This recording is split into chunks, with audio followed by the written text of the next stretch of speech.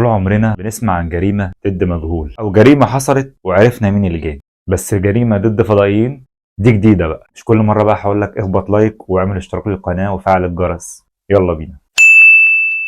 يوم 6/6 عام 1980 وبالظبط الساعة 3:30 بعد العصر، كان في راجل قرر ان هو يخرج من بيته ويشتري حاجات، وكان اليوم ده عاصف ومليان امطار، ومراته قالت له ازاي هتخرج في الجو ده، بس برضه هو اصر انه يخرج وقال لها انا يا دوب هروح السوبر ماركت اللي جنبينا هشتري شوية حاجات وهرجع على طول.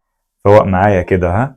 المهم بعد ما خرج عدى ساعة وبرضه مرجعش، ومراته قلقت عليه وقررت ان هي تطلع وتدور عليه. وبعد ما دورت عليه ما لقيتهوش، الدنيا عتمت وبقت ضلمه، وبكده يكون عدى كذا ساعه على غياب الشخص ده، وده خلاها تلجأ انها تتصل بالشرطه. وبعد ما كلمتهم كان اول مشتبه بيه في القضيه هي مراته نفسها، لانها اخر حد هو شافها قبل ما يختفي، او ممكن تكون هي اللي خطفاه او عملت فيه حاجه، لانهم اصلا لما حققوا لقوا ان هو ما راحش السوبر ماركت اصلا. واحد اتصل بيهم اسمه تريفر بارك، وتريفر بارك ده قال لهم ان هو لقى جثه في المصنع اللي هو شغال فيه، وفعلا طلعت الجثه اللي هم بيدوروا عليها هي جثه الراجل ده. ان الطريقه اللي ماتت بيها الجثه طريقه مش طبيعيه ابدا، ده مش الطريقه بس، ده حتى كمان المكان اللي لقوا فيه الجثه، وازاي الجثه اصلا وصلت للمكان ده، وان في احتماليه كبيره ان اللي قتل الشخص ده مش بشري، كائن غريب. وصاحب قصتنا النهارده زيجموند ادامسكي. عايزك بعد ما تسمع تفاصيل القصة دي وتعرف الجريمة تمت ازاي، وعندك تفسير غير التفسير اللي هحكيهولك ده، يا ريت تقولي عليه في التعليقات تحت.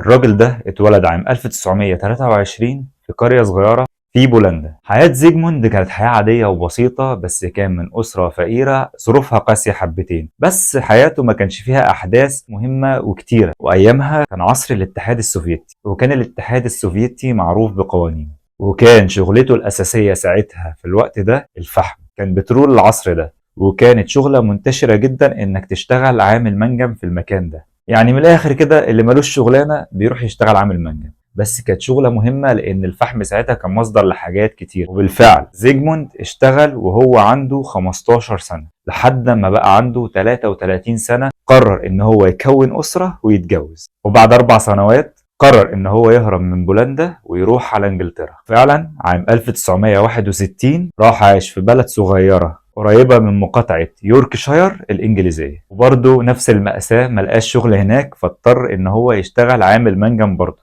وفضل شغال الشغلانة دي 19 سنة لحد يوم 6/6 عام 1980، اليوم اللي هو قرر فيه يخرج من بيته. لحد ما واحد شاف جثته بعد 5 أيام من غيابه، كان ابن صاحب المصنع، وقال إن هو لولا كان في أوضة والده وبص من الشباك ولقى الجثة ما كانش هيشوفها أصلا. القصة دي هتسخن دماغك وهتكركب لك مخك. عارف ليه؟ عشان لقوا الجثة فوق تلة فحم، تلة كان ارتفاعها عن الأرض 3 متر، يعني الجثة محدش يقدر يشوفها غير من فوق. والفحم اللي كانت عليه الجثة كان فحم ناعم وحتت صغيرة، وما كانش فيه أثر كمان أقدام، يعني حتى اللي حط الجثة ما طلعش على التلة. طلع شرطي فوق التلة اسمه ألان جودفري، وافتكر اسم ألان ده كويس جدا عشان ليه جزء مهم جدا في الحلقة بتاعتنا النهاردة. المهم طلبوا مختص من الطب الشرعي عشان يفحص الجثة، والأغرب بقى إن كان لبس الجثة نضيف من الفحم، والحتة اللي كان فيها فحم الحتة اللي كان نايم عليها الجثة وهو ظهرها،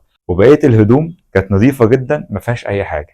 بمعنى صح، اللي حط الجثة في المكان ده ما جرهاش على التلة، لا ده شالها وحطها فوق بهدوء كمان. فاكر لما قلت لك ان الفحم كان حتت صغيره وناعم، يعني اللي هيفضل يطلع على تله الفحم دي هتفضل رجليه تغرز وهيفضل ينزل لتحت. الاحتمال التاني ان ممكن الشخص ده كان جايب رفعه، اللي هو الونش اللي بيشيل الحاجات، ورفع بيه الجثه وحطها فوق التله، وده احتمال ضعيف لان اصلا لو هو كان عمل كده كان الحراس بتوع المصنع هيسمعوا صوت الونش وازعاجه، وانتوا عارفين صوت الونش مزعج قد ايه، وكانوا هينتبهوا ليه وهيجروا عليه. رجعوا للاحتمال الاول ان هو يكون شال الجثه وطلع بيها على التله وحطها. الغريبه بقى ما كانش فيه اثر اقدام في التراب اللي هو حوالين التله، لا وكمان ما كانش فيه اثر اقدام على الطلوع للتله. التله كانت زي ما هي، كأن ما حدش طلع عليها اصلا. خد دي كمان بقى، لقوا ان البنطلون بتاعه ملبوس بالمقلوب، يعني الجيوب اللي ورا قدام، لا وكمان جزمته ملبوسه بالمقلوب، وان هدوم الراجل ده اللي لبسها له بعد ما مات مش قبل ما يموت. والشخص اللي لبسها له لا يعرف الفرق بين الوش والظهر ولا اليمين ولا الشمال. السؤال بقى، ليه كان لابس هدومه بالشكل ده؟ وكمان لقوا ان وش الجثة عيونه مفتوحة بشكل كامل وعليها اثر الخوف، وكان وشه اصفر وباهت، وده برضو نتيجة ان هو مات من الخوف. وعن طريق الطب الشرعي عرفوا ان هو مات اثر سكتة قلبية، يعني ما ماتش مقتول. ولقوا آثار حروق على كتافه وعلى رقبته وعلى راسه من ورا، وكانت الآثار دي عليها مادة هلامية لونها رمادي، ويقال لحد النهاردة العلم مفسرش ايه المادة دي او ايه مصدرها. كل ده عادي بالنسبة للي جاي. لقوا ان دقن زيجموند محلوقة قبل ما يموت بيوم. ايه المجرم الشيك والنضيف والذوق ده؟ كل الأسئلة دي ما لقوش ليها حل، فلزقوها للفضائيين. زيجموند كان شخص مسالم جدا، ما كانش ليه أعداء ولا كان ليه حد ليه دافع إن هو يقتله. بعديها بكام يوم السلطات قررت إن هي تقفل موضوع القضية دي، ولا حد ينشر خبر عنها ولا حد كمان يحقق فيها. وفضلوا على الحال ده لمدة 6 شهور. وبعد 6 شهور حصلت حاجة غريبة جدا. الموقف اللي هحكوا لكم ده هو بيأكد إن زيجموند فعلا مات بسبب الفضائيين.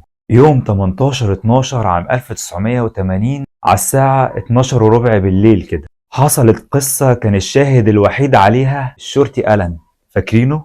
اللي كنت من شوية قايل لكم عليه إن هو جاي في قصة اللي هو حقق في قضية زيجموند. واليوم ده الشرطي ألان كان رايح يحقق في بلاغ اتكرر كذا مرة في المزارع اللي حوالين قرية زيجموند، وإن كل كام يوم الأبقار اللي في المزارع دي تختفي وترجع تاني. ده لو بيصوروا فيلم رعب مش هيبقى بالدقة والغرابة دي. المهم وهو ماشي بعربيته بين الحقول عشان يروح يشوف البلاغات دي ويشوف الموضوع ده في المزارع دي، شاف جسم غريب على هيئة باص كبير، وكان على ارتفاع متر عن الأرض.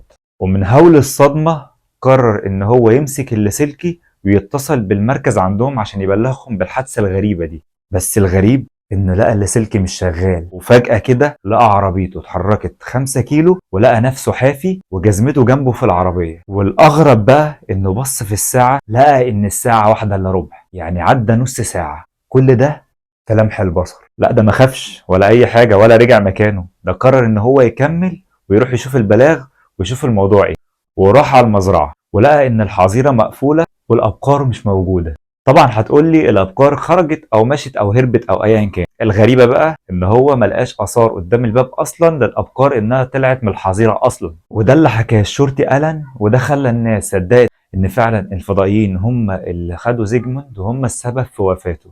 وكان في اعتقاد اللي امنوا بالفكره دي ان ممكن يكون سبب وفاه زيجموند ان الفضائيين خدوه وعملوا عليه دراسات وكانوا بيفحصوه، ولما فاق وشاف أشكالهم ما استحملش المنظر، وده اللي خلاه جاله سكتة قلبية ومات في الحال. وبقى ليه شريحة كبيرة من الناس مقتنعة بكلامه. ده شاف إن الموضوع مضحك ومش جد حبتين. الموضوع اتسجل إنه فعلا ظاهرة غير طبيعية، وإن ممكن يكون اللي عمل كده فضائيين. ده مش من مركز الشرطة بس، ده حتى الجهات المعنية والسلطات أجزمت بده. وزي ما انت عارف القصة اللي بتطلع عن الفضائيين عندهم، وإن واحد شاف طبق طاير والدوائر الكبيرة اللي بتحصل في المزارع، كل ده خلى شريحة من الناس كبيرة جدا تفضل مقتنعة ان زيجموند مات بالطريقة دي. عائلة زيجموند اكتشفت ان هو كان مديون بمبلغ كبير لحد بيسلف فلوس، وانه كمان اتأخر على الراجل ده في السداد، وان ممكن يكون الراجل ده هو اللي قتله. عارف وده عمل لهم ايه؟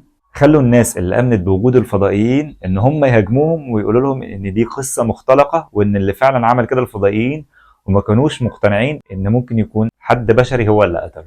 ألم بقى بسبب الموضوع ده قرر ان هو يكتب كتاب عن كل الاحداث والقصص اللي هو شافها عن الفضائيين، وعمل قاعدة كبيرة من الفانز. لا وكمان استضافته البرامج والاعلانات، ودخل في حوار كبير زي في عصرنا الحالي كده بقى ترندي. لا وكمان هو كان مقتنع بده تماما برغم ان هو كان الشاهد الوحيد، وكتبه حققت مبيعات خرافية. هل يا ترى من وجهة نظرك الفضائيين فعلا وجودهم حقيقي، وان الظواهر الغير طبيعية دي حصلت فعلا، ولا الموضوع فيه إن؟ أتمنى تكون الحلقة عجبتكم وإنكم استمتعتم بيها، ومستني آرائكم في التعليقات وتحليلكم للقضية دي. أشوفكم في الحلقة الجاية. للي ما يعرفنيش أنا اسمي حكم.